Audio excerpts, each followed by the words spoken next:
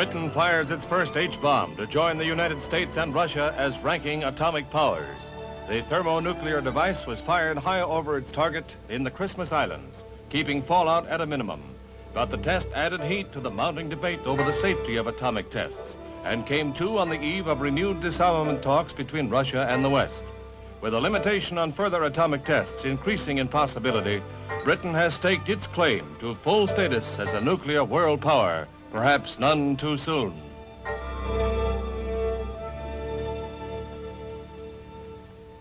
When I left school, I joined Post Office Telephones, as it was in those days, BT now, of course.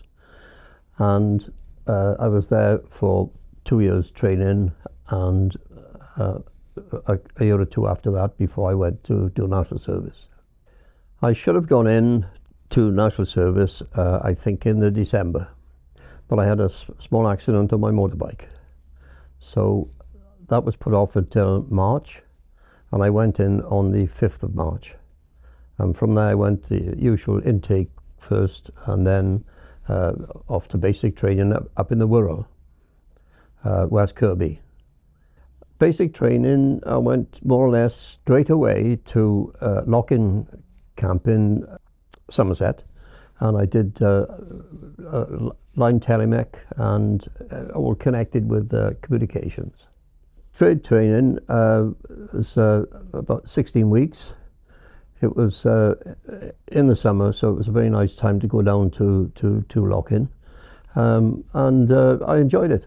I was in communications, but it was mostly with telex, printers, printing reperforators, where you could get a tape and pass it on to somebody else, and everything connected really with communications as they did it in those days. After the training finished, finished sort of late September, and I got posted with a few of the other people who they hadn't decided where they were going to end up. We went up to Leighton Buzzard, which was the RAF Signal Centre, and we were there for quite a few weeks for some people, a month or two for me, because they were deciding who was going where. And after about 3 months, I had a cipher course in Eltham in southeast London. That was a 12-week course. That was very enjoyable as well. The training was on the Type X machine, which was a 1914-1918 war machine. And there was another machine which was called an NM8 or something, which actually had a valve in it. But that was an American machine, and although we just had a very cursory glance at that, because I think they were more concerned about giving you the idea of coding and ciphers and things, you know. And so although they didn't tell you too much about the American machine, we knew the KL7, whatever it was, inside out. As I was coming towards the end of the cipher course, I was drafted to Christmas Island on an X-draft, and that was to go in about 3 weeks after I finished the cipher course. The chap who was giving me the cipher course, he said, you know, this draft you can't get out of, but if you want to, and you want to carry on with your cipher course, then I'd be only too happy, because he was obviously pleased with my work. So I'd be only too happy to tell the RAF that you know, you should be carrying on with this equipment. But I said no, I'm quite happy to go out to Christmas Island. I knew it was Christmas Island straight away. Of course, I immediately tried to find out a few things. Not so easy these days, no Google. I knew they were dropping bombs. The press said one of the bombs that we had was dropped 150 miles off the island, but it was 119 seconds away for the blast to hit us, so that was about 24 miles away. I don't think it would happen these days. Health and safety wasn't quite what it would be these days. A few of us went out, and it was all on civvy planes. We were told we were going in something like a few days' time, and we were flying from London to New York to San Francisco to Oahu, Honolulu, and then down to Christmas Island. The plane we flew from London to New York was a DC-7C, which was more or less the last plane that Boeing made before the jet. It was a prop jet, actually. It's the States on a DC-7. And then we went from Los Angeles to Hawaii on a DC-6. And then we went on a really clapped out, I think it was something like a 4B. And I can remember the oil streaming out of the back of one of the engines. I'd never flown before, incidentally. Well, of course, it was a civvy plane, so they were just normal hostesses and things. And I said, I wonder if the captain knows that there's lots of oil streaking on the window. But we got there. First impression when we landed on Christmas Island was the humidity, which quite often was 100%. So when you step outside the plane and it just hits you, and it's I've always suffered with the heat. Short sleeve shirt. I'm quite happy in the middle of the winter, but that was quite interesting. And of course, when we got there, then we went through all the usual things in the RAF, grabbing your bed in and so on. I was drafted to Joint Operations Control, JOC section, but we stayed in tents. The original tents were out there for the people who went out to build the roads, were quite large, but ours were 170-pound tents, I think they were called. So it was quite a low tent. So everybody built the tents up. They put a wooden small wall about 4 foot high around, and then you lifted your tent up about 3 feet. So you had plenty of headroom. And there were 3 men billeted in there for obvious reasons, typical RAF. The first thing we did then was go and find a shower. The shower was fed by black pipes, and I went down a shower about 4 o'clock in the afternoon, and the water was just unbearably hot. So of course after that we all went for showers late at night, 10, 11 o'clock, and sometimes if you came off an evening shift, even later than that. I didn't find anything wrong with the food. It was, I found it was quite good. But we had an interesting event there, as that a lot of the national servicemen, they were just days to do guys, and they just had I mean, I had a thing, but I ticked off the days, but it was a joke with me. But these people were very serious about it. And one of them, he complained to his MP, and they flew his MP out from Britain. Plane was delayed for about 4 days. So although the food normally was quite good, for 4 days it was absolutely fantastic. Out came the MP, and then I think we had about 4 days of various types of corned beef. But that was quite interesting. But conditions, I was quite happy living in a tent. Probably as cool as you're going to get. And we had a good. I didn't used to drink much then, but I had my 21st birthday out there, and my tent mate, one of my tent mates, was a chap called something Butler, and his 21st birthday was 2 days after mine, and he was drunk from the 4th of August through until about the 7th. He took a couple of days off work, but so that was the first time that I'd drunk of any quantity of beer, and I probably on my birthday probably had about 5 or 6 cans. That's all.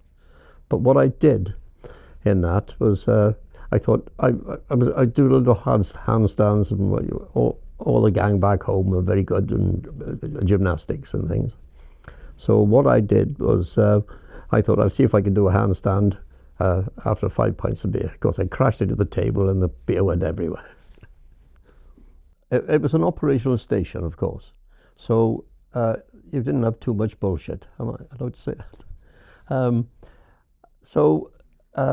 And we had a lot of personnel there, so we had a 4-watch system and a day guy in there who would repair the machines that had gone faulty. So that was quite good. You had plenty of time off. because we used to do a lot of swimming in a lagoon and an area. Got some photographs of that. Well, the first thing on Joint Operations Control was where all the incoming signals came in. So, and we worked then the old Zulu time, which of course was UK time. And then, so out there, I think we were something like, oh gosh, I think we were 9 hours behind us. We just had replacement machines, so you didn't work on the machines they were working on, you replaced the machines. And that the machine came back, and then, as I say, we had a maintenance guy there. It was in the day. He did the repairs. Yeah, so I looked after the equipment in the airfield as well as on Joint Operations Control with, as I say, some other people. The airfield, somebody drove you down in a truck and just went down. It was about, the airfield was about 3 miles away, I think, where the tent sites were. We had, in the Joint Operations Control, we had all the air-to-ground wireless and everything, but of course that wasn't anything to do with us. That wasn't the communications as such. But it was quite interesting sometimes to listen to them, especially when they dropped the bomb. The first bomb I saw when I had my white suit on was Grapple Y H-bomb, and that was dropped by a Valiant, and the pilot of the Valiant was Bob Bates. When the bomb was released, of course I didn't hear any of this because I wasn't working then, but I did on the later ones. The bomb was released, and of course whoever the commanding officers in charge of us all standing there, facing away from the blast, he obviously knew when they were going, and I'm not quite sure if he said bomb away or whatever, but they did from the plane, of course.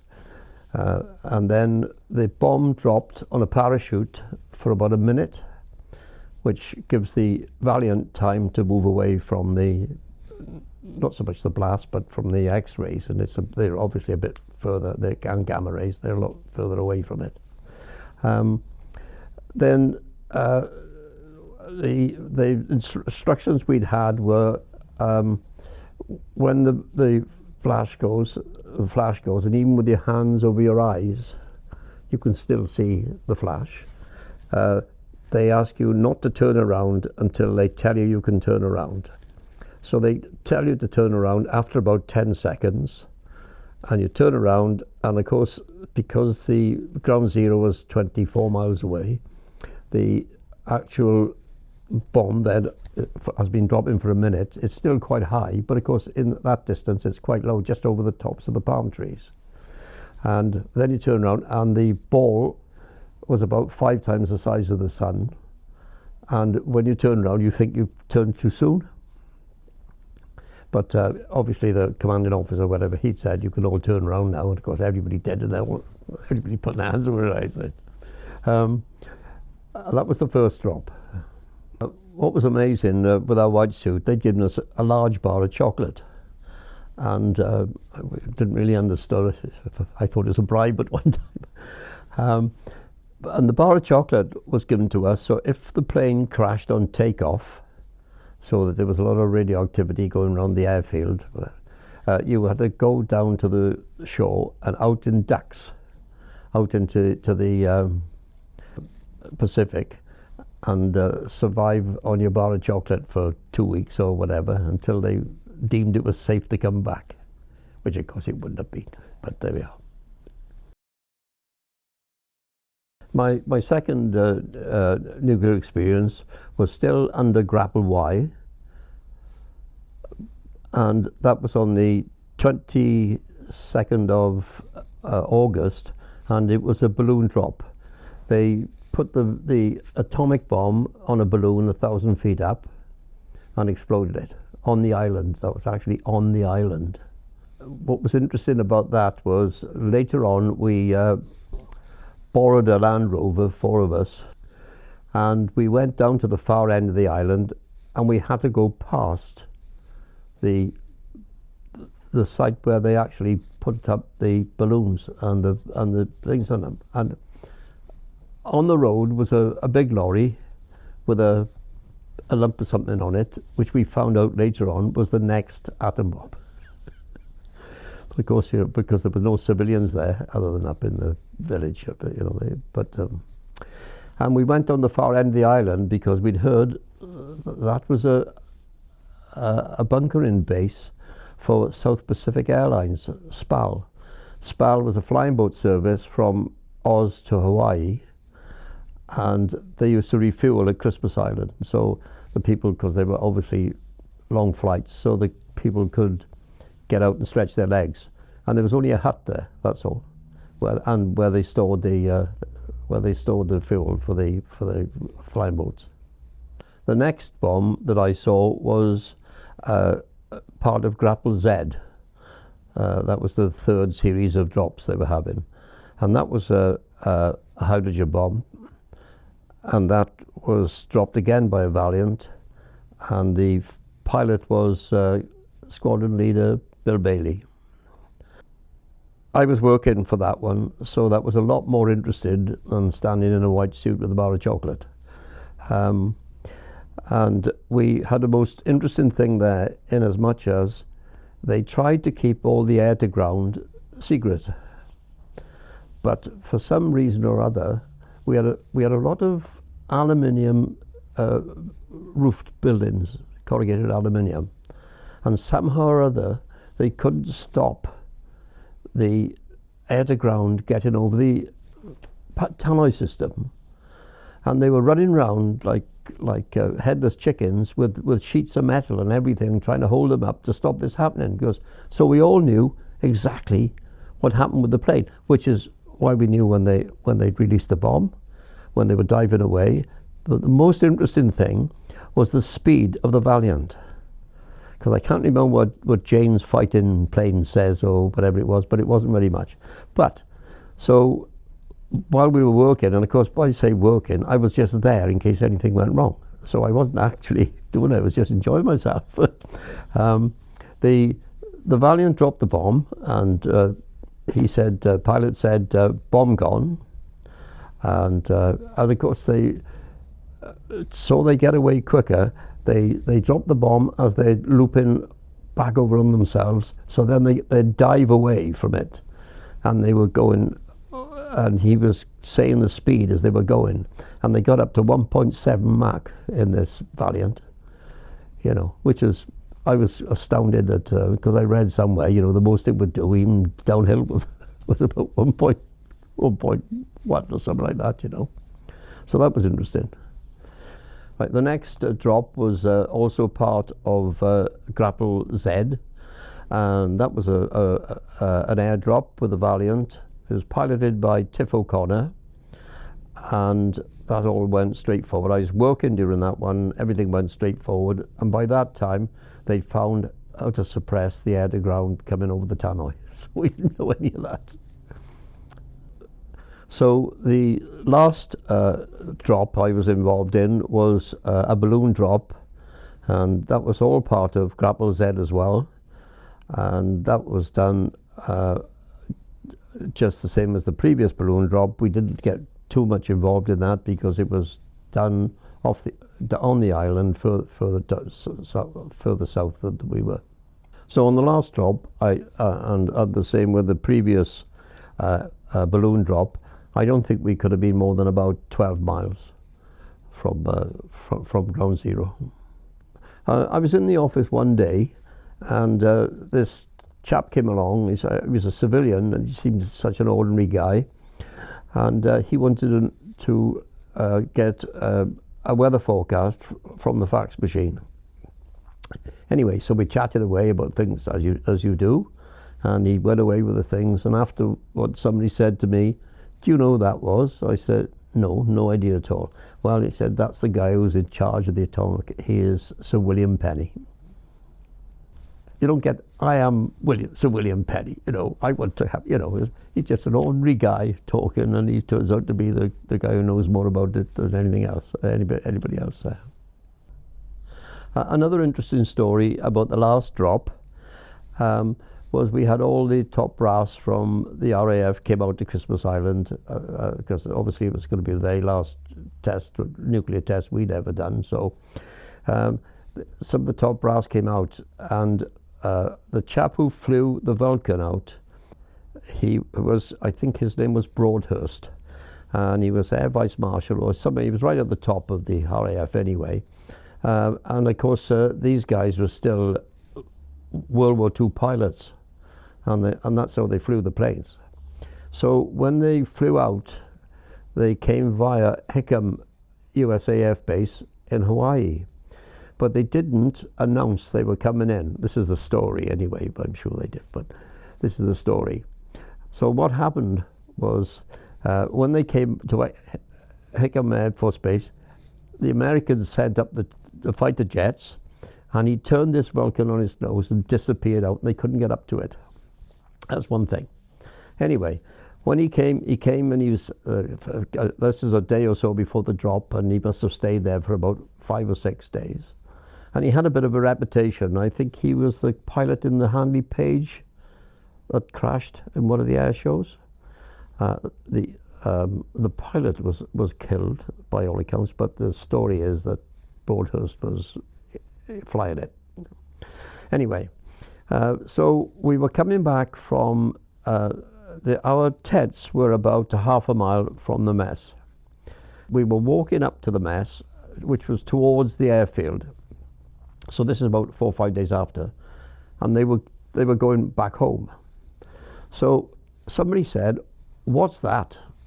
And we looked up ahead, and it was something just very low over the tent lines, and it was this Broadhurst going home, flying this Vulcan at about 200 feet. So there were lots of old tents there, and they were virtually falling down. Well, he made short work of those. He kept, and just before he got to us, he just turned up, and the plane, after about a minute or so, had just simply got out of sight. So he was, I think he was a World War II pilot and still enjoying himself. It was a jolly for them. All these things are a jolly for them, aren't they? We played a bit of basketball. Oh, first of all, I learned to water ski when I was out there, which was great, because when we came back to Swansea, then the year I came back, 1959, we built our speedboat, and we formed the South Wales, or the Swansea Mumbles Water Ski Club. So a crowd of us played basketball, and one of the good players was a flight lieutenant who flew the Valiants. He's a really, really nice guy, and a little by the by, when we play in the army, if one of the army officers wanted the ball passed to him, he said, "Sapper, pass me the ball." Well, with the RAF people, you're all on first name terms. But one of my tent mates, he got a flight up on this when they were after the service. They were checking it out, and it's very interesting because they go right up to about 50,000-60,000 feet, and they do a flame out, and they got to start the engine up again when they're coming down. And of course, there's no passenger seat in these planes, so my tent mate Frank was actually in the bomb bay looking up. So after the operation finished, after Operation Grapple finished, if you were lucky, you could get a flight around with the low level recce planes that were the plane that superseded the Lancaster, and that would be up for something like 12 hours, and you'd fly all around. It was just to make sure that the Russians weren't spying on us. Another interesting thing was you could get a free holiday in Fiji, and just behind our tent lines were the Fiji soldiers, and the Fiji there, they'd given anybody who went there, the Fiji'd asked them to call in on their wives. Anyway, unfortunately that was stopped, and I didn't get on that. But one thing I did when I was out in Christmas Island, I thought it was going to be a unique experience, so I kept a diary, Oh, this is the diary, and everything I've talked about today, really, it's all in there. It's a little bit on the scruffy side, but I've never kept a diary since. But there's a lot of information in there, and interesting, very interesting. Two mementos I brought back with me. One was the pendant. It's definitely the right colour, black. And the bird is called the Grapple bird. Obviously there's a grapple hanging underneath it, but that's where they got Operation Grapple from. The other item I brought back was a selection of shells. Now, I've often wondered if they ever were radioactive, or if they still are radioactive, but I'm afraid I don't know. The other thing I would like to mention, there were a couple of stories on there about aircraft. One of them was about these two Americans. They were World War II pilots. They had a B-17 and they were running a haulage business. They were about 200 miles off Christmas Island when we came over the RT, over the air to ground. We had this message from this guy, and the message went something like this. Hi guys, this is Hank and Jim. He said, we've got a B-17, we run a bit of a haulage business, but we're just losing an engine. And we reckon that we can just about make Christmas Island. So if it's okay with you guys, we'd like to land. Anyway, so as you can imagine, they were 200 miles away. They were going a lot slower than they would normally fly. So they were coming up, they were keeping a message and keeping us informed what was happening all the time.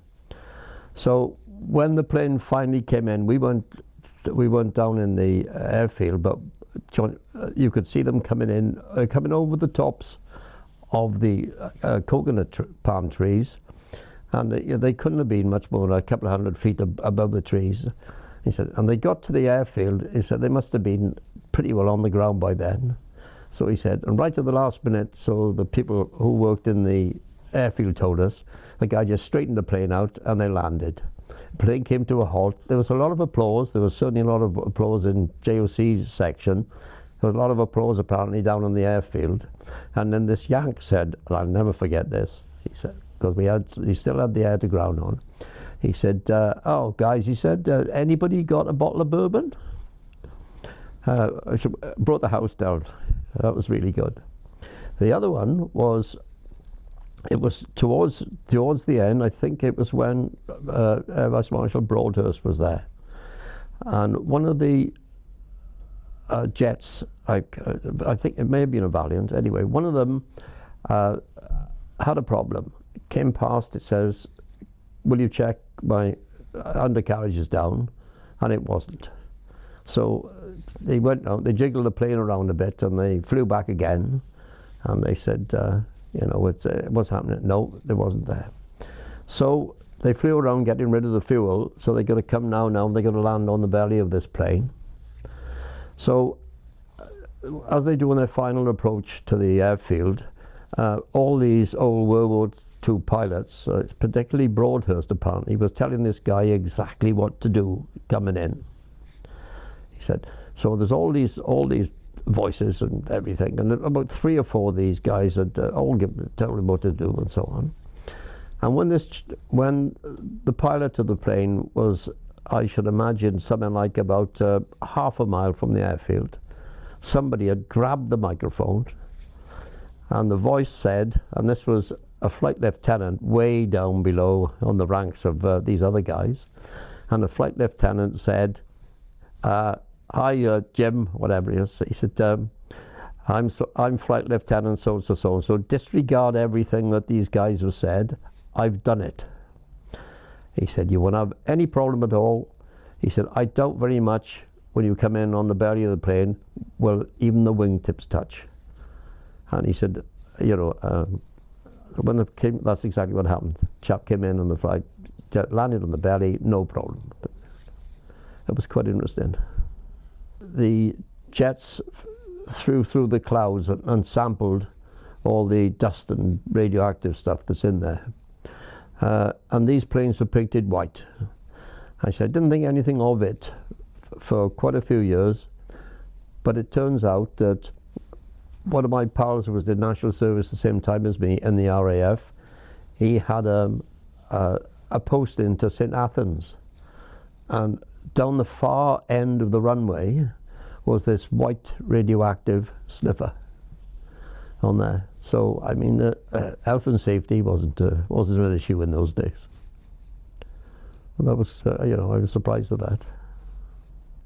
After all the grapple drops, the station then wasn't an active station, and it wasn't quite the fun. We had one or two people came out, and I was put on a fizzer because I wore a pair of flip-flops and a pair of shorts, which we'd been doing all through the drops.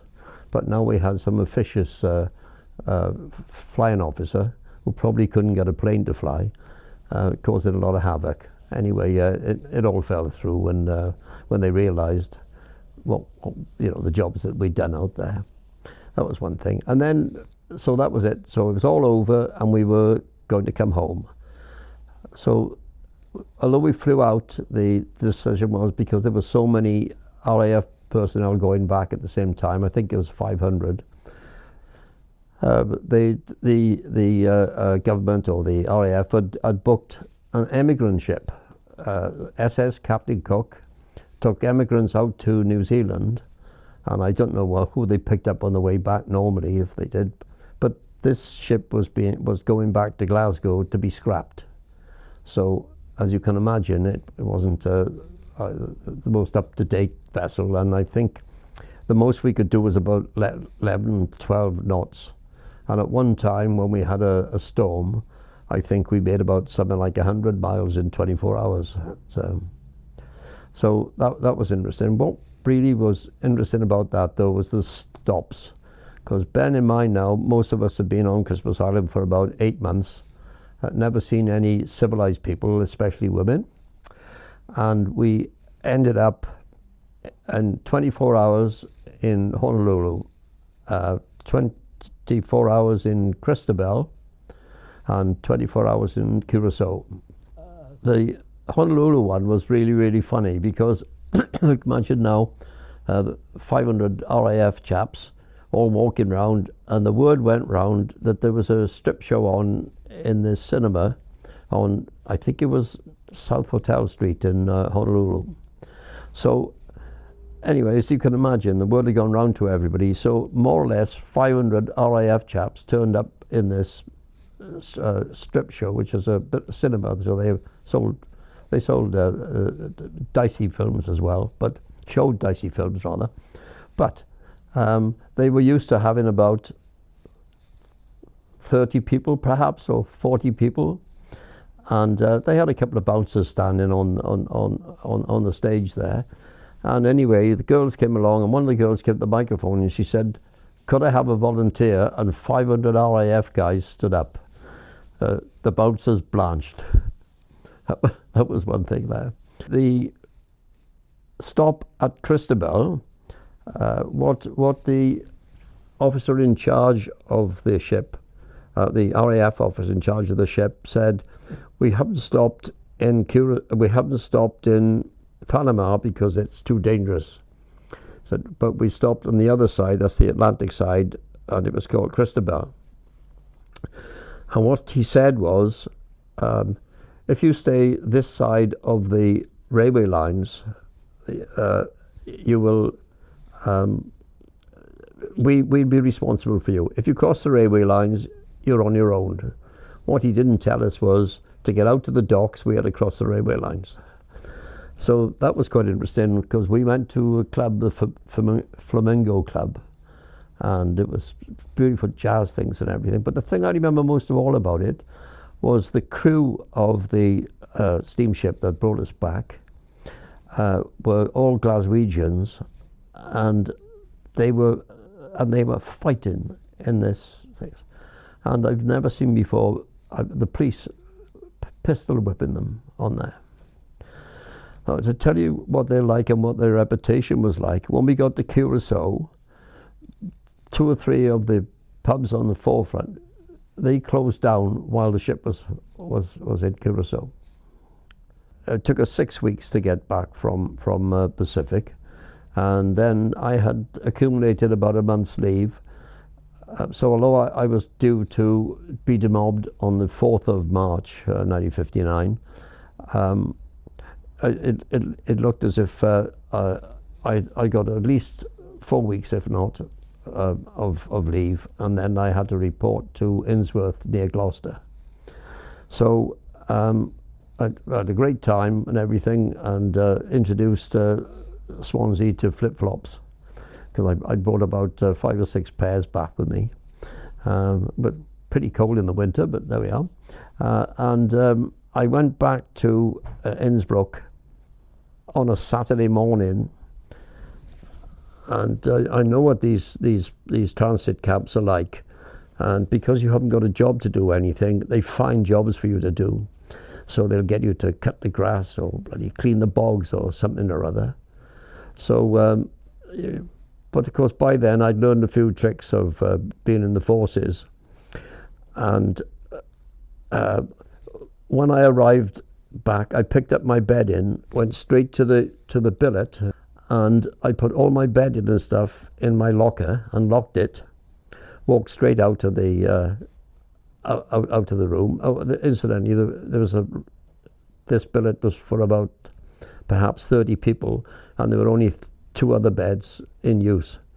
So I thought, well, they're not gonna miss anybody on there. So anyway, so I put the stuff in the locker, and I just walked straight out through the gate and thumbed home.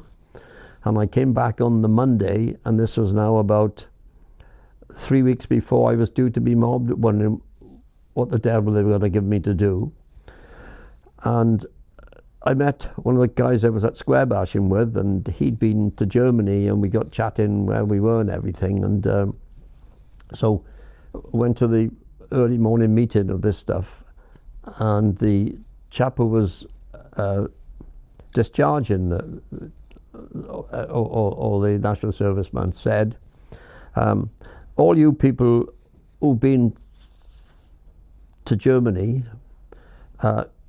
when you go out of the gate, if any of you shouts or yells, you're back inside. So I said, so I thought, I wonder if they think I was in Germany. So I got demobbed with all the people who were in Germany. So I was demobbed about 3 weeks early.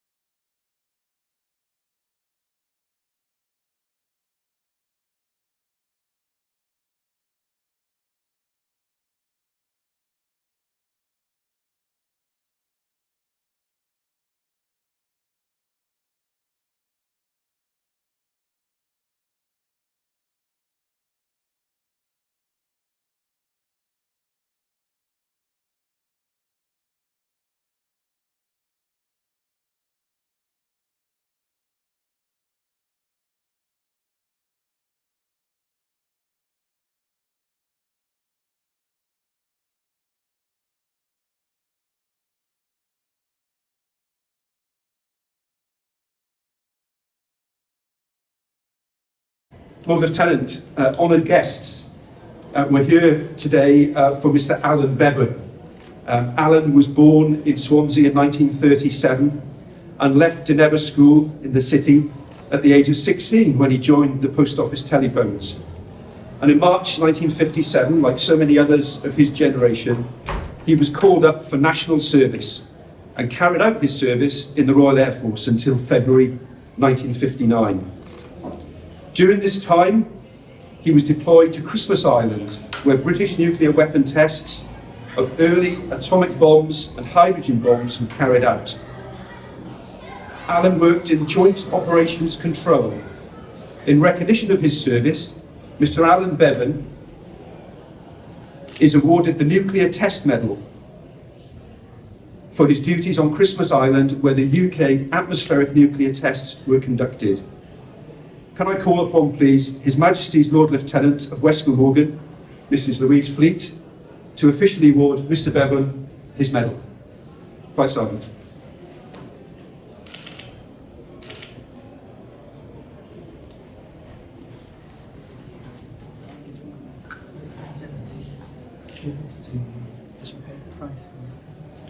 Thank you very much.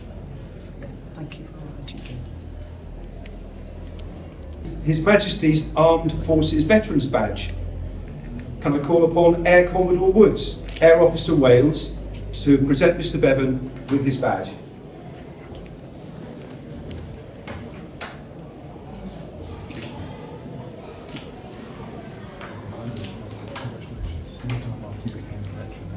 But that you get it. And Thank you very much. With great pride. Thank you. Congratulations. Thank you.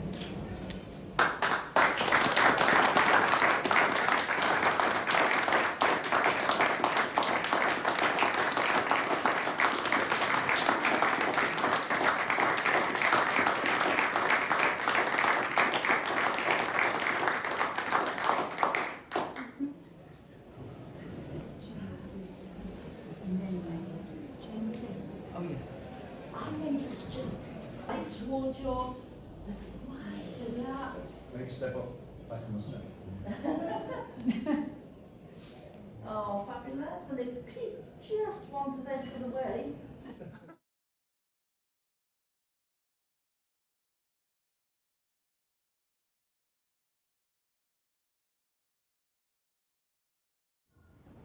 Alan and fellow veterans then took part in a service of Thanksgiving at Christchurch, which has been a garrison church for the Swansea region for 150 years.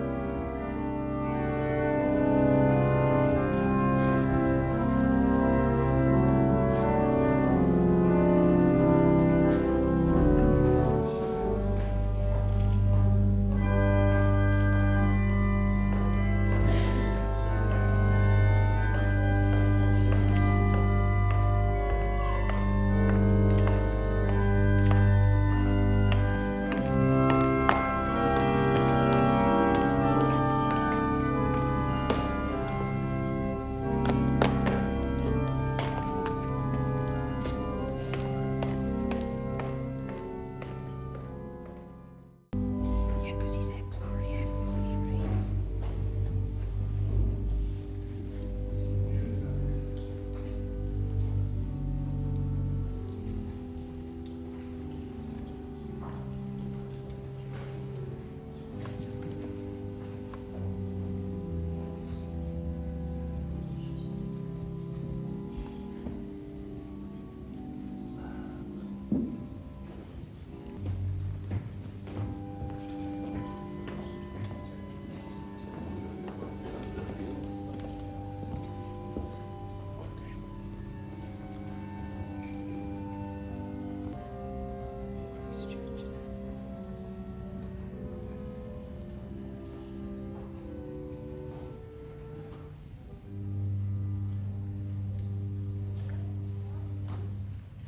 Well, Lord Lieutenant, Lord Mayor, and other distinguished guests, ladies, gentlemen and children, Croeso, and a very warm welcome to Christchurch.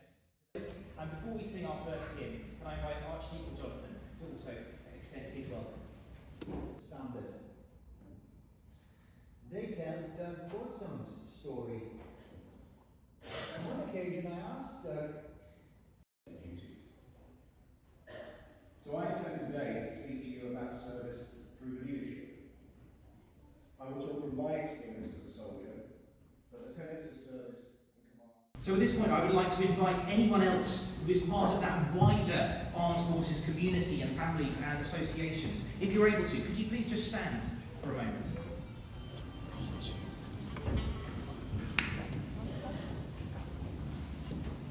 And can we give them a round of applause as well?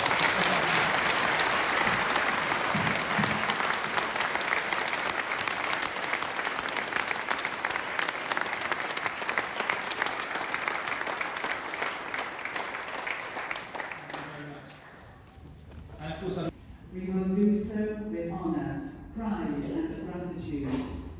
And we will do so on behalf of His Majesty the King, who is constant in ensuring that as a country we must never forget the past. Finally, let us pray together in the words the Saviour taught us. Our Father,